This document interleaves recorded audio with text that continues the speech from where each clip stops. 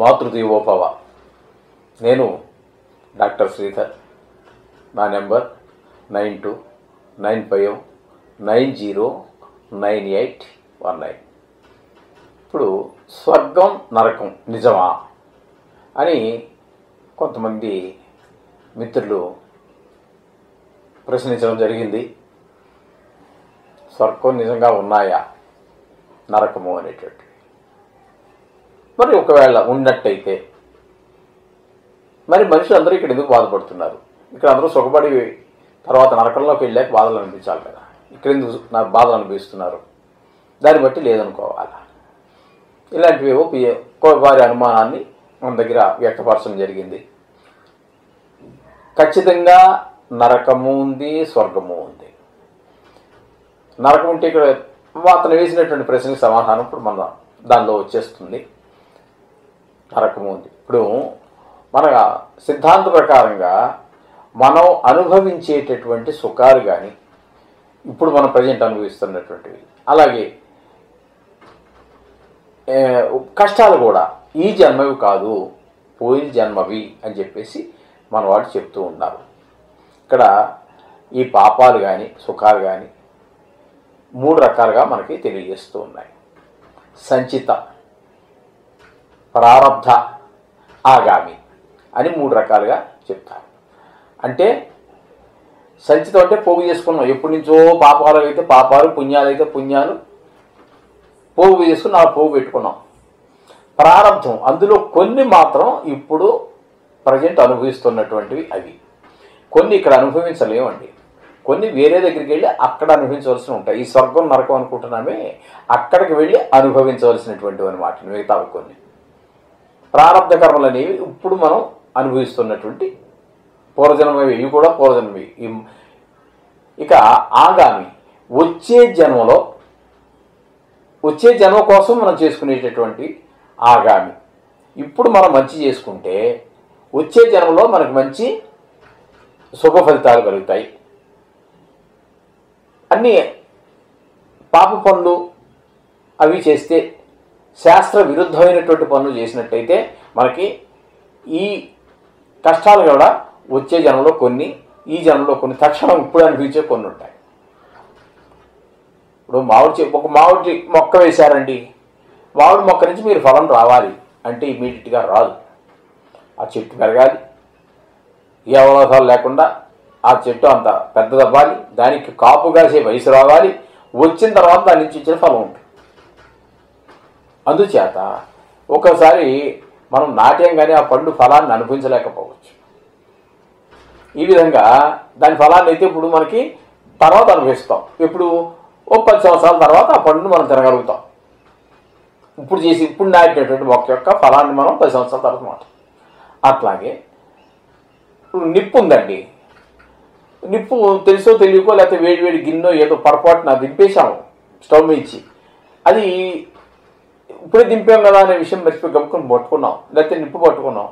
దీన్ని వచ్చే జన్మకు అనుభవించేది ఏం లేదండి. తక్షణం అంటే అదే క్షణం, తరువాత వచ్చే క్షణం కాదండి. అంటే అదే క్షణంలో, ఏ క్షణంలో అయితే నువ్వు ముట్టుకున్నావో అదే క్షణంలో నువ్వు చేతికి బొబ్బు వస్తుంది, మంట వస్తుంది, అది మొత్తం ఒళ్ళంతా కాస్తే ఇంకా బాధ వర్ణాతీతం. చెప్పాల్సిన బాధ లేదు, చిన్నదానికైనా బాధ ఎక్కువే, కానీ మొత్తం ఒళ్ళంతా కాలిపోయి ఇటువంటి పరిస్థితుల్లో వాళ్ళు చూడలేమండి. అటువంటి దౌర్భాగ్య పరిస్థితి వచ్చేస్తూ ఉంటుంది. కొన్ని ఇక్కడ ఫలితాలు అనిపిస్తాం, కొన్ని వచ్చే జన్మకి జరగడం జరుగుతుంది.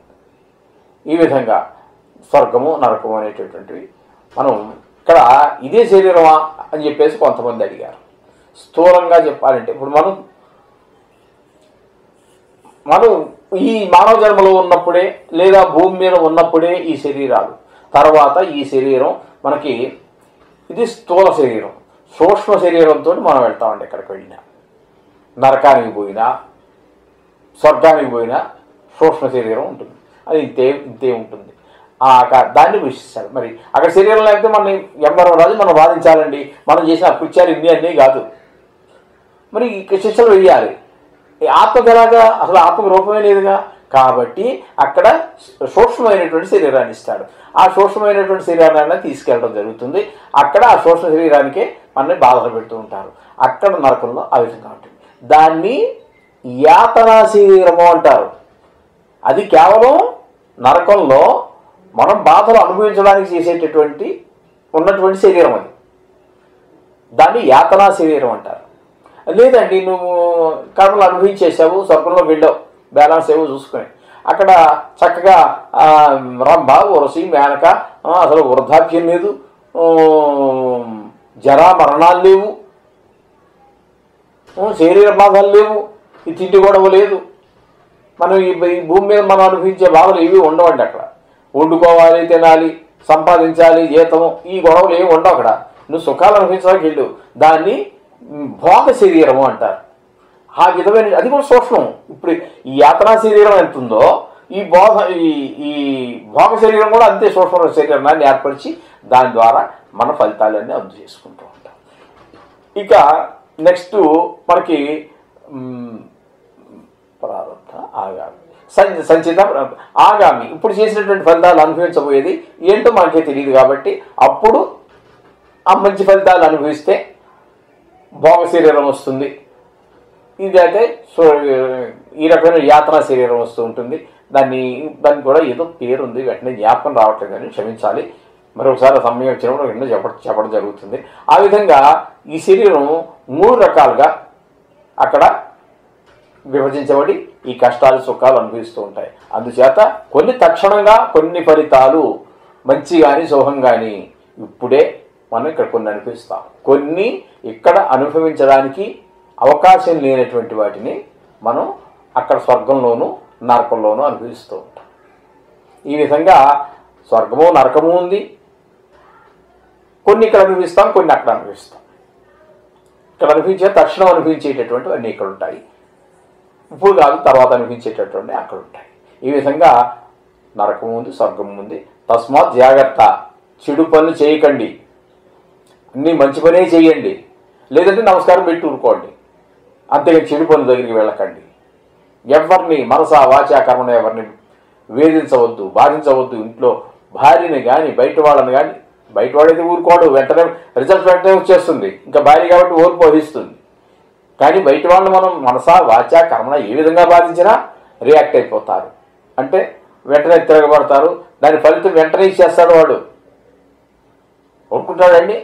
అందుచేత మీరు మంచి ప్రవర్తన కలిగి, మొత్తం సమస్త జనులు కూడా మంచి ప్రవర్తన కలిగి చక్కటి ఫలితాలు ఇప్పుడు అనుభవించేవి, ఇప్పుడు రాబో జన్మల్లో అనుభవించబోయేటటువంటి రాబోయే జన్మల్లోనూ మంచివి.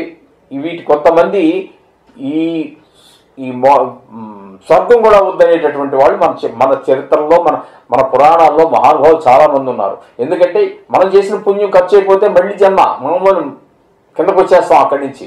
అందుచేత నాకు స్వర్గం వద్దు, నాకు మోక్షమే కావాలి అంటే అది మీకు పునర్జన్మను రహితం అనమాట. ఇక దేవుళ్ళో వెళ్ళిపోతూ ఉంటాం. ఆ మాటను కూడా మనకి శంకరాచార్యుల వారు కూడా ఏమన్నారు ఇక్కడ, ఈ పునరపి మరణం వద్దు, అనాయాసేన మరణం. ఆయన కావాల్సింది ఏంటన్నారు, అనాయాసేన మరణం వినా దైన్యేన జీవితం దేహాంతతో పాద సాన్నిధ్యం. ఈ దేహం వదిలిన తర్వాత స్వర్గం వద్దు, తవ పాద సాన్నిధ్యం. భగవతుడా, శంకరుడా, నీ పాదాల సన్నిధికి, లేదా విష్ణుమూర్తి అనుకుంటే విష్ణుమూర్తి అనుకోండి, మీరు రకరకాల పేర్లు పెట్టుకున్నామే కానీ ఉన్నది ఒకటే దేవుడు. కాబట్టి సర్వదేవ నమస్కార కేశవం ప్రతిగచ్చతి. ఏ దేవుడికి ఏ రూపమని నువ్వు అనుకుని నమస్కారం చేసినా అదిగో ప్రతీది కూడా, అది అమ్మవారు కావచ్చు, ఆంజనేయుడు కావచ్చు, శ్రీరాముడు కావచ్చు, మరొకటి కావచ్చు, ఏ దేవుడికి మీరు నమస్కారం చేసినా కేశవం ప్రతిగచ్చది, అది ఎవరికి, విష్ణుమూర్తికే చెందుతుంది అని చెప్పేసి వేదవచనం. అందుచేత అందరూ కూడా మంచి పనులు చేయండి, మోక్షాన్ని పొందడానికి ప్రయత్నం చేయండి. స్వర్గానికి కాదండి, స్వర్గానికి వెళ్ళకంటే కూడా అంటే మళ్ళీ పునర్జన్మ, మళ్ళీ ఇది యాతలన్నీ మామూలండి పునర్జన్మకి ఎప్పుడైతే ఉందో. అంచేత మోక్షాన్ని పొందడానికి ప్రయత్నం చేయండి. మీకు పునర్జన్మలో దేవుళ్ళో కలిసిపోతాము. చక్కగా ఆ విధమైన ఫలితానికి ప్రయత్నం చేయండి. సోహం భూయాత్.